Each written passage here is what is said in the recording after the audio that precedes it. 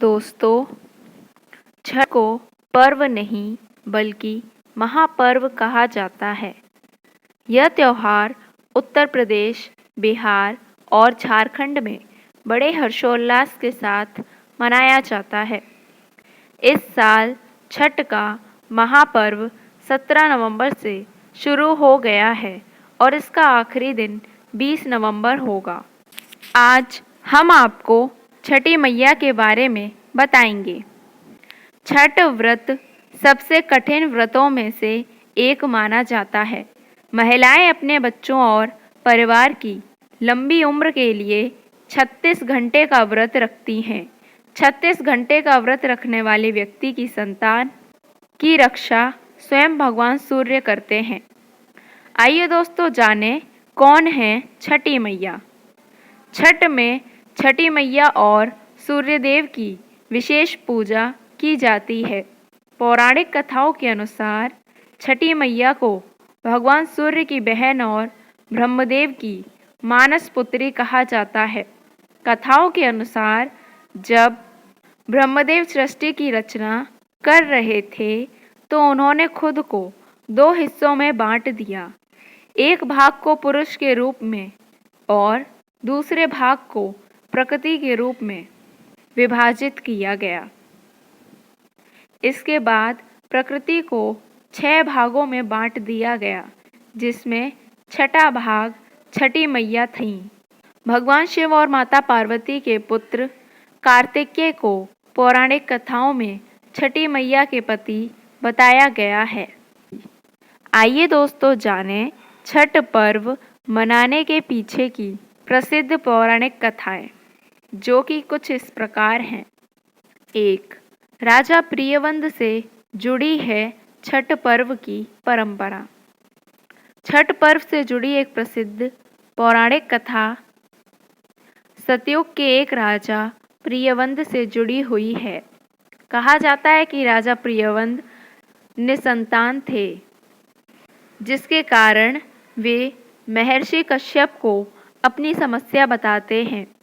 महर्षि कश्यप पुत्र प्राप्ति यज्ञ करवाते हैं।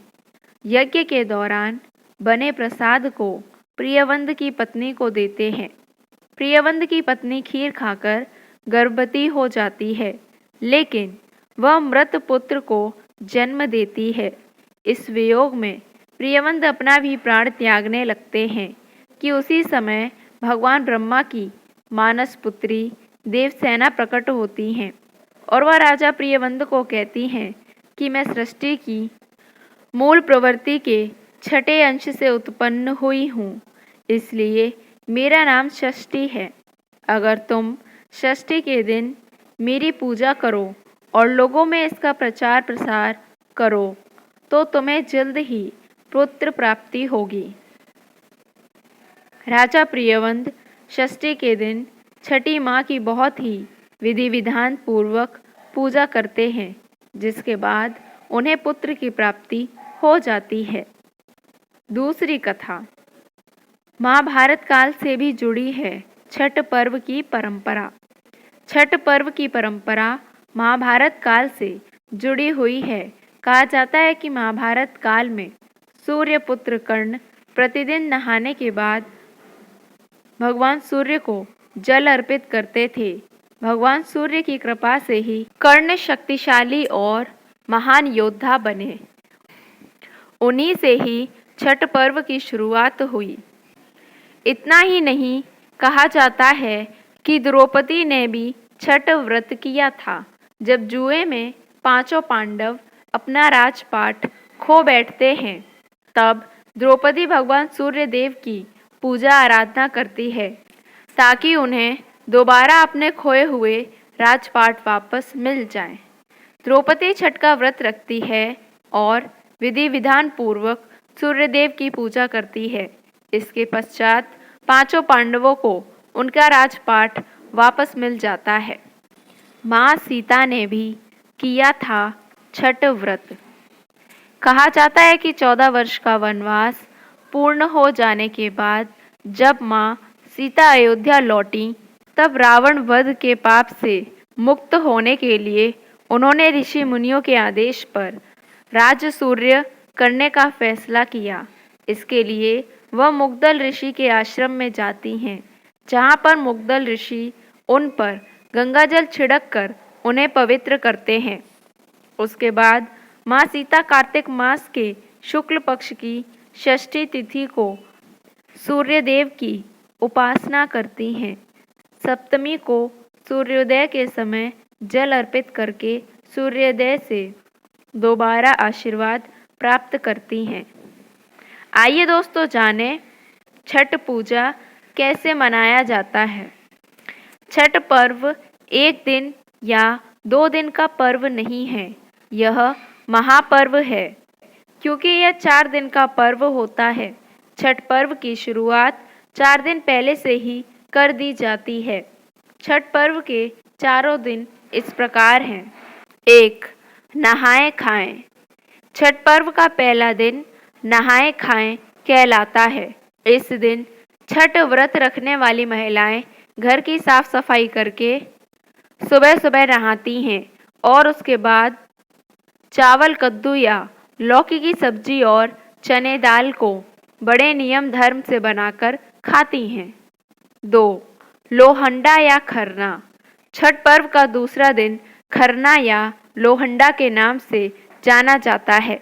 इस दिन छठ व्रत रखने वाली महिलाएं पूरे दिन उपवास रखती हैं और शाम के समय अरवा चावल गन्ने के जूस के साथ या फिर दूध के साथ पकाकर खीर बनाई जाती है।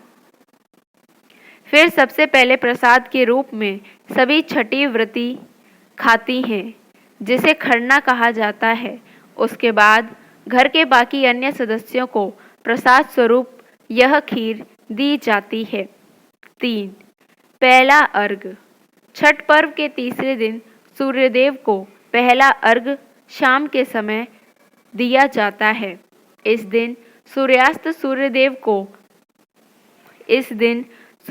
के समय सूर्यदेव को जल अर्पित किया जाता है।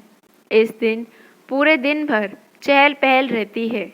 सभी के घर पर इस दिन छठ पर्व के डलिया को फल फूल, ठेकुआ, लड्डू, चीनी का सांचा, गन्ने जैसे कई प्रकार की चीज़ों से सजाया जाता है।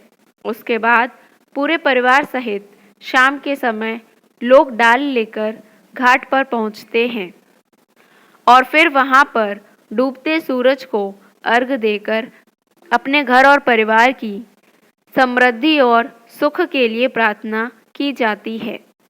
रास्ते में जाते समय और वापस लौटते समय लोग छठी माता का गीत गाते हैं। 4. सुबह का अर्घ। छठ पर्व के चौथे दिन उगते सूरज को अर्घ देकर छठ पर्व की समाप्ति की जाती है। शाम के समय डूबते सूरज को अर्घ देने के बाद दूसरे दिन व्रती के साथ परिवार का पूरा सदस्य डाल लेकर तालाब, नहर या नदी के किनारे पहुंचते हैं। यहाँ व्रती के साथ परिवार का पूरा सदस्य डूबते हुए सूरज को अर्घ देता है और अपने परिवार के सुख समृद्धि की प्रार्थना करता है। यह पर्व 36 घंटे से भी अधिक समय के बाद समाप्त होता है। 4 दिन की कठिन व्रत के बाद व्रती चौथे दिन प्रसाद खाकर व्रत का पारण करती हैं।